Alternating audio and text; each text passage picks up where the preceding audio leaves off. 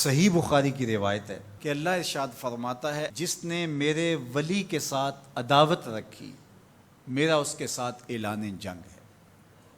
تو پھر کتنا حساس معاملہ ہو گیا جب ولی کی عداوت، ولی کی دشمنی اللہ سے دشمنی قرار پائی کہ اب اس کا میرے ساتھ اعلان جنگ ہے، تو اب پھر ہمارے لیے ضروری ہو گیا کہ ولی کو پہچانے کہ ولی ہے کون، کہیں ہم اس کی مخالفت نہ کر بیٹھیں اور ہم اللہ جل شانہ کے قہر و غضب کا شکار نہ ہو جائیں۔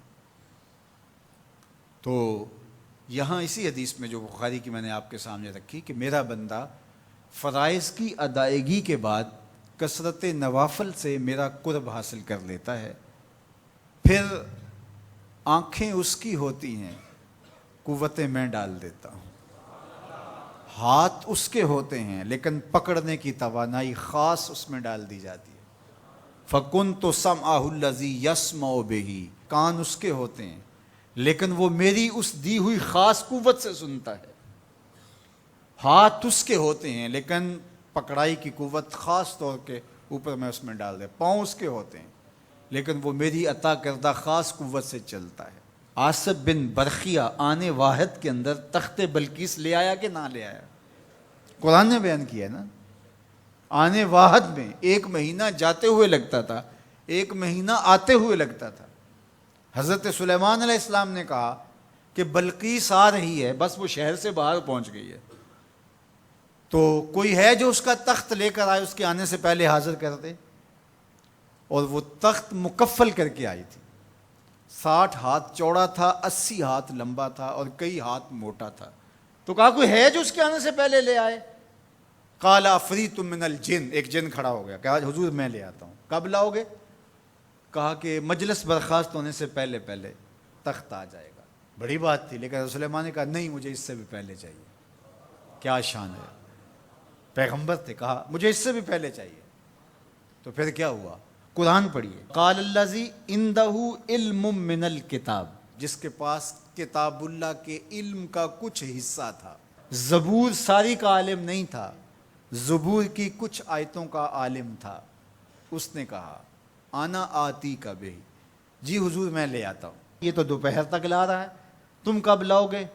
کہا قبل ان یرتد الیک طرفک، آپ آنکھ بعد میں جھپکیں گے، تخت پہلے پڑا ہوگا۔ یہ قرآن نے کہا ہے نا۔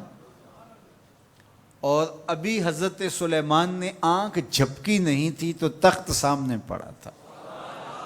جب اس کو دیکھا تو بے ساختہ کا ھذا من فضل ربی، یہ میرے رب کا فضل ہے جس نے میری دہلیز کے ایک خادم کو یہ طاقت عطا کی ہے کہ 1 مہینے کی مسافت سے اتنا بڑا تخت آنے واحد میں آنکھ جھپکنے سے پہلے حاضر کر دیتا ہے۔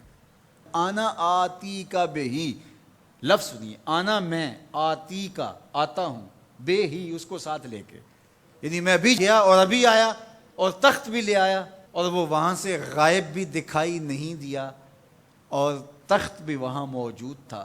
اور حضرت سلیمان نے کہا کہ یہ میرے رب کا فضل ہے، اور اس کہانی کو میرے رب نے قرآن میں بیان فرمایا۔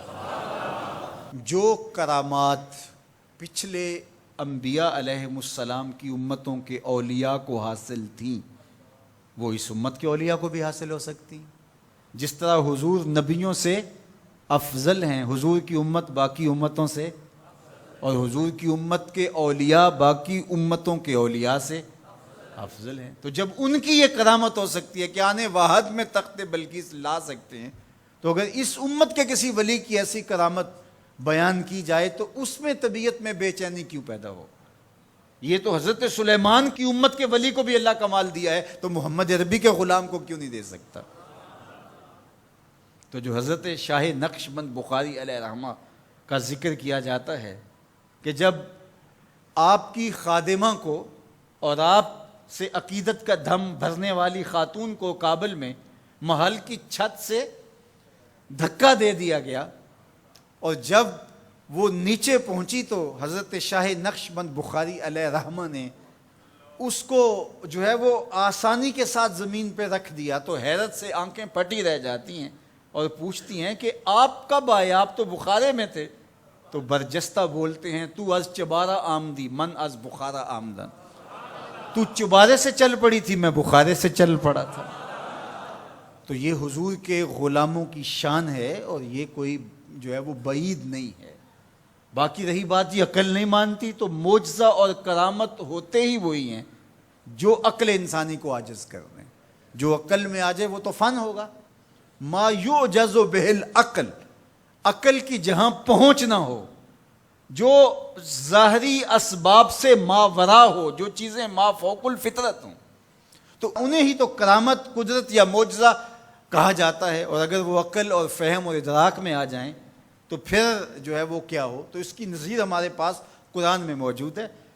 اب اللہ کا ولی کون ہوگا؟ حضور علیہ السلام سے پوچھا گیا، ابن مردوی اور باقی لوگوں نے روایت کیا کہ حضور ولی کون ہے؟ تو حضور علیہ السلام نے ارشاد فرمایا اذا رؤوا ذکر اللہ، جس کو دیکھو خدا یاد آ جائے۔